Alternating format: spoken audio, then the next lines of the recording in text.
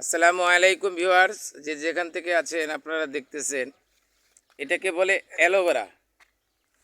আমি হেকিম আলী হাসান শাওন। আজকে আমার ক্ষেতে আসছি। এই যে দেখেন প্রচুর পরিমাণে গাছ, প্রচুর পরিমাণে গাছ। এটা আমার ফার্মারিস্ট, উনি বাগান দেখাশোনা করেন।